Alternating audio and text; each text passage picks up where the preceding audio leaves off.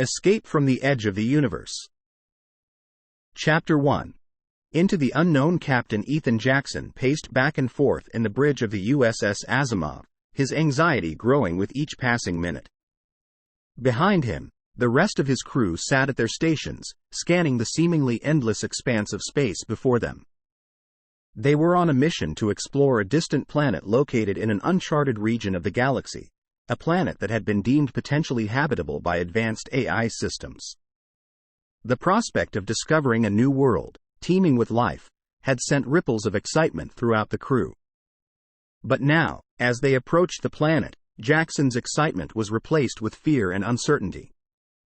He knew all too well the dangers of space travel, the unexpected asteroid fields, the unpredictable solar flares, and the countless other obstacles that could bring their mission to a screeching halt. But this was different.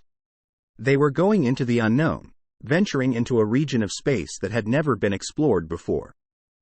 "Captain, we're approaching the planet's gravitational field," came the voice of Lieutenant Commander Sarah Patel, the Asimov's chief science officer.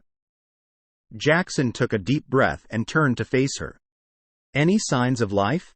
he asked, hoping to distract himself from his growing apprehension. Patel shook her head. "Nothing yet, sir. But we've still got a lot of terrain to cover once we land." "Very well. Take us down to the surface. And make sure the landing party is ready to go as soon as we touch down." The Asimov descended slowly, the planet's surface growing closer and closer with each passing moment. Jackson's heart was pounding in his chest as he watched the landscape unfold before him.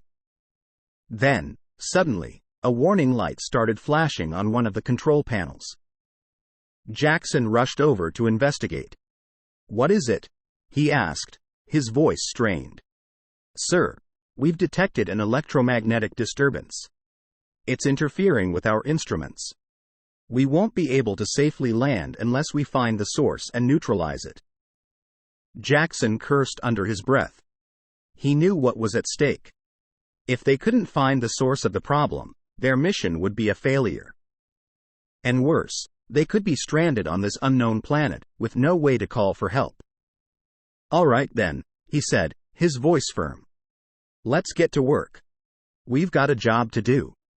With that, the crew of the USS Asimov set out to find the source of the disturbance, plunging deeper into the unknown with each step. Chapter 2. Trapped in the void. As the crew of the USS Asimov worked frantically to locate the source of the electromagnetic disturbance, they suddenly found themselves sucked into a void, a space between space. It was as if the universe itself had collapsed in on them, trapping them in an endless nothingness. Captain Ethan Jackson felt his heart sink as the situation became clear.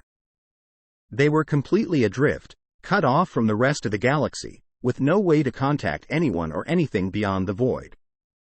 "Report," he rasped, his voice barely audible over the din of the panicked crew. Lieutenant Commander Patel shook her head. "I'm sorry, sir. We're completely cut off. We can't even establish a connection with the ship's own systems." Jackson rubbed his chin thoughtfully, scanning the faces of his crew.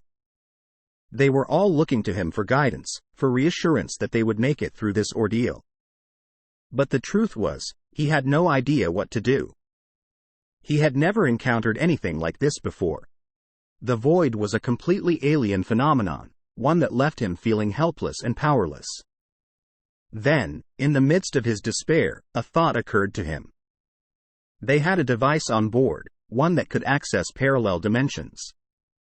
Perhaps, if they calibrated it correctly, they could use it to create a small rift in the void, enough to send a message out to the rest of the galaxy.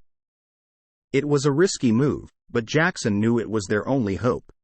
He gathered his science team and went to work, carefully adjusting the device's settings and poring over reams of data to calculate the exact frequency needed to make contact. Hours went by, with tensions high and morale low, but finally, they made a breakthrough. A tiny glimmer of light appeared in the void, signaling the beginning of a message. They had done it. They had established a connection to the outside world. Jackson let out a cry of triumph and relief, feeling as though a weight had been lifted off his shoulders. But his joy was short-lived, as they suddenly realized the full extent of their isolation. The transmission they received was garbled and distorted, a jumbled mess of sounds and static. It was as if they were listening in on a conversation happening thousands of miles away, with no way of joining in. With a sick feeling in his gut, Jackson realized that they were farther from home than he had ever imagined. They were alone, lost in the void, with no guarantee of ever finding their way back. Chapter 3. Alien encounter days turned into weeks, and still, the USS Asimov remained trapped within the void. The crew had settled into a kind of eerie routine, going through their duties with a sense of grim determination, always hoping for some sign of rescue to come. Then, one day, they spotted something on the scanner, a faint blip of movement in the distance. Captain Ethan Jackson called a meeting of his senior officers, and they spent hours poring over the data, trying to make sense of what they were seeing. Eventually, they came to a startling conclusion. There were other ships within the void, other travelers who, like them, had become stranded in this strange and dangerous place. The discovery filled the crew with a mix of hope and fear. They knew that any encounter with these other ships could be fraught with danger, that they might be hostile or unpredictable. But at the same time, the idea of finding allies in this lonely void was too tantalizing to ignore. It wasn't long before they spotted the first ship, a sleek, silver vessel that seemed to shimmer in the darkness. The Asimov drew closer, and Jackson prepared to make contact. As they drew near, they saw that the ship was crewed by a strange, alien species, creatures with tentacled appendages and uniformly pale skin. Jackson felt a shiver run down his spine at the sight of them, but he forced himself to remain calm and focused. He opened a channel to the alien vessel, his heart pounding in his chest.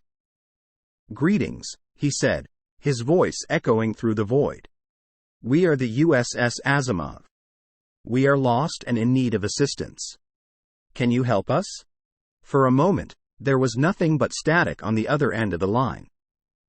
Jackson held his breath, wondering if the aliens would respond. Then, to his great relief, a voice crackled to life on the comm system. "Greetings, USS Asimov. We are pleased to make your acquaintance. We can offer you aid and guidance, if you wish. But first, we must ask you a favor in return." Jackson nodded, knowing that they had little choice but to cooperate with these strange beings. "What do you need from us?" he asked. The alien voice was soft, but its words were chilling. "We require a sacrifice," it said. "A member of your crew, to be offered up as a token of good faith." Jackson's blood ran cold. He knew that there was no turning back now, that they had embarked on a journey into the unknown, where anything could happen. With a sense of grim determination, he turned to his crew, knowing that they were all in this together. Chapter 4. Escape Plan. The crew of the USS Asimov gathered together in the ship's briefing room, feeling uneasy and uncertain about the future. The aliens they had encountered within the void had demanded a sacrifice, and there was no way of knowing what other challenges lay ahead. Captain Ethan Jackson stood at the head of the table, scanning the faces of his crew. They were all seasoned professionals, men and women who had trained for years to handle the dangers of space travel. But this was something different. "We've got to come up with a plan," he said firmly. "We're not going to let those aliens take one of our own." There was a murmur of agreement around the table, but no one spoke up with any ideas. Then, Lieutenant Commander Patel spoke up. "Sir, we know that the aliens are susceptible to electromagnetic interference. What if we used that to our advantage?" Jackson raised an eyebrow, intrigued. "Explain." Patel leaned forward, her eyes shining with excitement. "We could rig up a device that emits a strong signal, one that would disrupt the alien systems and cause confusion. While they're distracted, we can make our escape." Jackson nodded thoughtfully, considering the idea. It was certainly risky, but given the limited options available to them, it might be their best chance. "All right," he said finally. Let's get to work. We'll need to move quickly if we're going to pull this off. The crew sprang into action, working round the clock to assemble the necessary components of the device. Jackson directed the operation with a steady hand, feeling a sense of determination that he hadn't experienced in weeks. Finally, the day of the sacrifice arrived. The aliens contacted them again, demanding that they deliver one of their own as promised. Jackson took a deep breath and issued the command. "Activate the device," he said. With a hiss and a hum, the device sprang to life, filling the air with a pulsing, frenzied energy.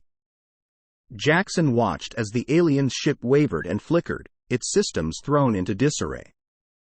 "Now's our chance," he said, gesturing for his crew to follow him as he sprinted towards the Asimov's shuttle bay. They piled into one of the small craft, engine roaring as they punched the throttle and launched themselves into the void. Jackson felt a sense of exhilaration wash over him as they rocketed through the emptiness, heart thumping in his chest. Ahead of them, they saw a faint glimmer that, to their great relief, turned out to be a small wormhole, a gateway back to the galaxy they had left behind. Jackson gritted his teeth and steered the shuttle towards the rippling, shimmering passage, hoping against hope that they would make it through. Seconds later, they burst out of the other end of the wormhole, back in the familiar territory of the galaxy. The Asimov appeared on their scanners, its systems fully operational once again. A cheer went up from the crew, as they realized that they had made it. They had escaped the void, escaped the aliens, and managed to find a way back home. With a sense of profound relief, Captain Ethan Jackson smiled, knowing that they had surmounted challenges that few would ever face. Chapter 5. The Ultimate Sacrifice. The crew of the USS Asimov had finally made it back to the galaxy they called home, but they were forever changed by their experiences within the void. There was a sense of unease that hung over them, a dark cloud that refused to lift. Captain Ethan Jackson knew that they would never fully recover from what they had been through, but he also knew that they had to move forward. They had a mission to complete, a duty to the people of the galaxy to protect them from unknown dangers. But as they prepared to set off on their next assignment, the crew was confronted with a new challenge, a threat that struck closer to home than they ever could have imagined. One of their own had been infected by an unknown pathogen, a virus that had spread through the ship like wildfire. Jackson watched in horror as his crew member became sicker and weaker with each passing day, the virus seeming to consume him from the inside out. Despite all their best efforts, they couldn't find a cure. The virus was too complex, too aggressive, too stubborn. And as the days wore on, it became increasingly clear that the infected crew member was beyond their help. It was a bleak situation, but Jackson knew that they had to act. The virus was too dangerous to be allowed to spread, and so he made the agonizing decision to put the infected crew member into stasis, to quarantine him away from the rest of the ship. But even that wasn't enough. The virus was potent and unpredictable, and they couldn't risk the possibility of it breaking loose. Finally, with a heavy heart, Jackson gave the order to jettison the stasis pod out into space, to let it drift away into the void. It was a decision that haunted him for days, weeks, months afterwards. The ultimate sacrifice, to condemn one of their own, to leave him alone and adrift in the endless nothingness, all in the name of protecting the greater good. As the weeks turned into months, Jackson found himself haunted by thoughts of the crew member they had left behind. Had they done the right thing? Would anyone ever find him out there, lost and alone? The guilt ate away at him, day by day, gnawing at his soul like a relentless beast. But even as he wrestled with his own conscience, he knew that he could never reveal the full extent of what had happened within the void. The crew's sacrifice had been too great, too profound, to be shared with the wider world. And so Jackson carried the memory of what had happened with him, a heavy burden that he would carry for the rest of his days. He knew that the price of protecting the galaxy could sometimes be impossibly high, and that sometimes there were no easy answers. But he also knew that he would never forget the sacrifice that his crew had made, and that he would always honor them for their selflessness and bravery. Chapter 6. The Edge of Destruction. The USS Asimov had faced many dangers during its long journey through the stars, but nothing had prepared them for what lay ahead. As they traveled farther and farther out into the reaches of space, they began to encounter strange anomalies, gravitational fields that twisted and distorted the fabric of reality, radiation storms that threatened to overwhelm their shields, and vast clouds of cosmic debris that filled the void with a deadly rain of particles. Despite their best efforts, the crew found themselves in constant danger, their systems straining to keep up with the violent forces that surrounded them. And then, as they approached the edge of the galaxy, they were confronted with a threat unlike any they had seen before. It came in the form of a massive black hole, a vast, impossibly dense object that warped space and time around it. The Asimov's sensors warned them of its presence, and Jackson knew that they had to act fast if they were going to escape its deadly pull. He called a meeting of his senior officers, and they worked tirelessly to plot a course that would take them safely around the black hole. But no matter what they did, it seemed like the gravitational forces were too powerful to overcome. As they drew closer and closer to the event horizon, Jackson felt a sense of hopelessness wash over him. They were trapped, caught in the grip of a force that no ship could withstand. And then, in a moment of brilliance, Lieutenant Commander Patel had an idea.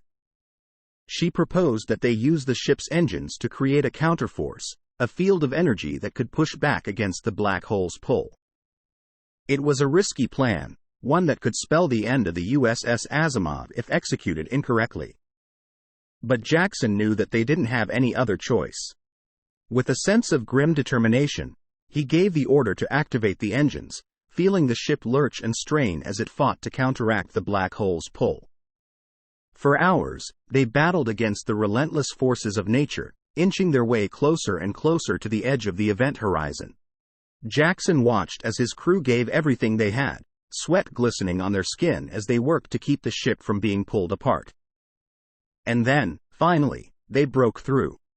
With a cheer that echoed through the ship, they emerged on the other side of the black hole, their engines roaring triumphantly as they hurtled towards safety.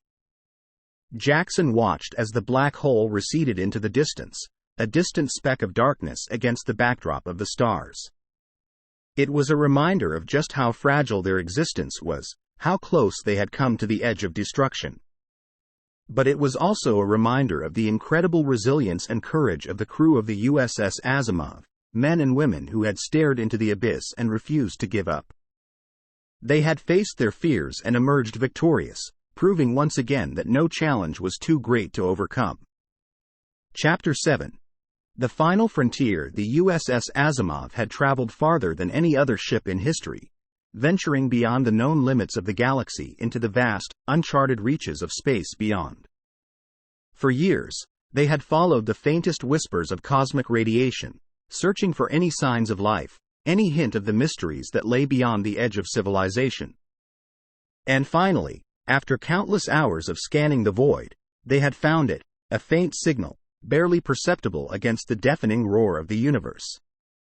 Jackson and his crew had worked tirelessly to follow the signal, charting a course that took them deeper and deeper into the unexplored regions of space.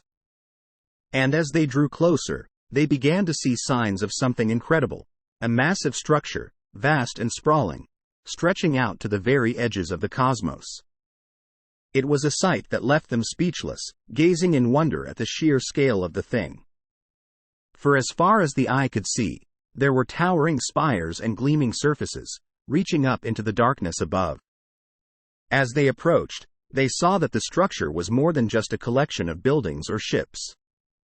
It was a city, a civilization that spanned untold light years, populated by beings whose forms and minds were unlike any others they had encountered. The crew of the USS Asimov felt a sense of excitement and awe as they made their way inside the city walls, marveling at the beauty and complexity of the architecture around them. But it wasn't long before they realized that something was wrong. The city was silent, the streets empty, and there was a sense of abandonment that pervaded the air. As they made their way towards the heart of the city, they began to find signs of struggle and destruction. Buildings lay in ruin, machinery rusted and useless. And then they found something that made their blood run cold. A vast chamber filled with rows upon rows of stasis pods, each one housing a being whose body was racked with disease. It was then that they found the source of the signal, a single, flickering beacon that lay at the heart of the city. And as they drew closer, they saw that it was being broadcast by an ancient machine, its wires and circuits humming with the power of untold years. It was a message, a warning, a plea for help from a civilization that had reached the end of its days. And it filled the crew of the USS Asimov with a sense of purpose, a determination to carry the memory of what they had seen back to the rest of the galaxy. As they made their way back to their ship, feeling a sense of emptiness and sadness in their hearts, Jackson knew that they had seen the final frontier of what was possible in the universe. They had seen what lay at the very edge of civilization, and they had been entrusted with a message from those who had come before them. And with that knowledge came a sense of hope, of possibility, of new horizons yet to be explored. There would always be mysteries to uncover, challenges to face, and adventures to be had. The final frontier lay ahead, waiting to be discovered by those brave enough to seek it out.